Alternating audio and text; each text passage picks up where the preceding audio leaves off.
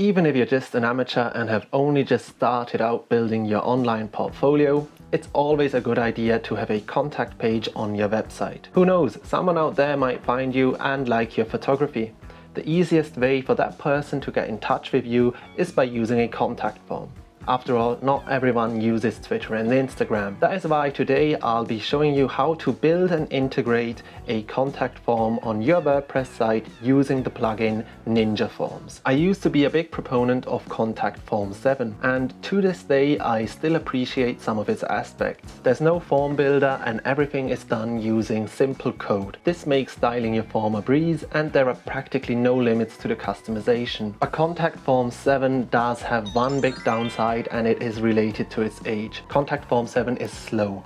And it doesn't just slow down your contact page, it tends to slow down your whole site. Now, there are ways of optimizing Contact Form 7, but that just seemed too much of a hassle to me. So I set out to find a new contact form plugin for my WordPress websites. And believe me when I say I tried nearly all of them out there. The one I finally settled on was Ninja Forms.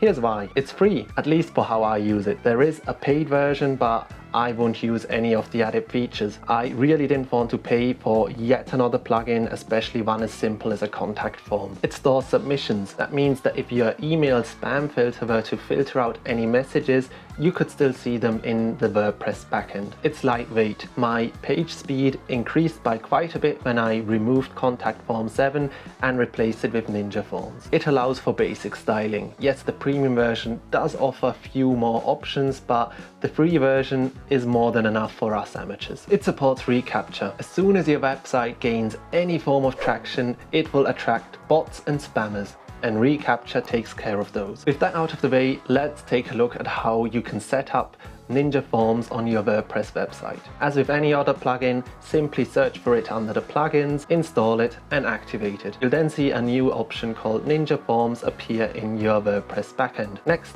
we are going to take a look at the Ninja Forms settings. You're going to want to set up reCAPTCHA before it's too late, so simply click on the link you see there and it'll take you to a Google site that will walk you through how you can set that up. Then it's simply a matter of copy and pasting your site key and secret key into the Ninja Forms settings. Then you'll want to scroll down a bit and select None from the drop down labeled Opinionated Styles. This will tell your form to use your WordPress theme's existing style. In my case, that is of course Generate Press, and it won't use its own style. In my case, it will make sure that all of the buttons on my website have the same style, and it will just make the contact form feel more at home. All that's left to do is to save the settings. Now we get to actually creating our contact form. If we head into the dashboard, you'll see that Ninja Forms has actually already prepared one for us. Great, we can use that and build up on it. Simply open the contact form by clicking on its name. This takes us to the form builder, and we can see that we've already got a field for a name, an email and a message. That is pretty much all we need, to be honest. Under the next tab, we can see a few more options for our form. We can select whether we want to store submissions in the backend. That's a yes for me for the reasons I mentioned earlier. The email confirmation will send a message to the person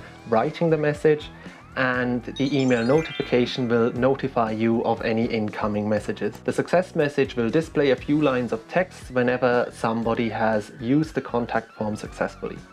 These options all seem quite handy for me, so I'm going to leave them enabled. There is one option I want to disable in the advanced settings, and that is the option to display the form title. You see, I want to design my contact page in the WordPress page editor, and that includes the page title. With all of that out of the way, we can finally publish our contact form.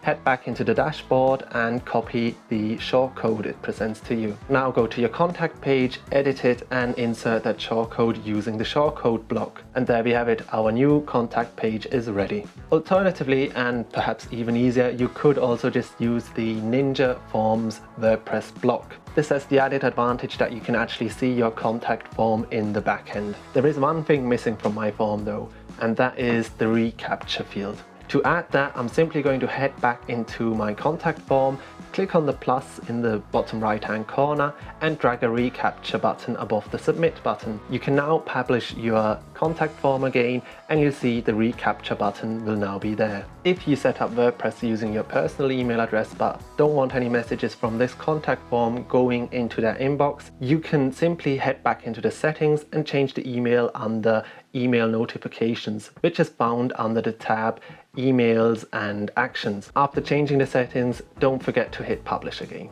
Before wrapping up, I do want to show you some very basic styling options that the free version of Ninja Forms does offer. To enable these, you're going to have to go into the settings and enable the Form Builder Dev mode. Now you can head back into your form and you'll see that each field has a few added settings. Among those are the custom CSS classes. Let's say I want my name and email to appear next to each other and not underneath each other. I'm going to click on the name field and add the classes 1/2 and first to the container. I'll do the same with the email field, but instead of first, I'm going to add the class second. There's a whole list of classes you can choose from, and I'll leave a link to the documentation in the description down below. These changes won't be reflected in the preview, but once we hit publish and go back to our contact page, we can see that the name and email field are now next to each other.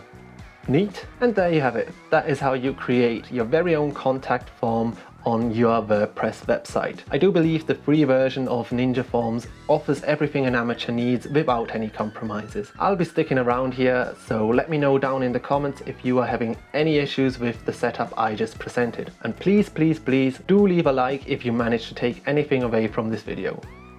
And also if you didn't. And while you're down there, why not subscribe to my channel for more fantastic content? Anyway, that's enough from me for one day. I'll see you in the next one. Bye.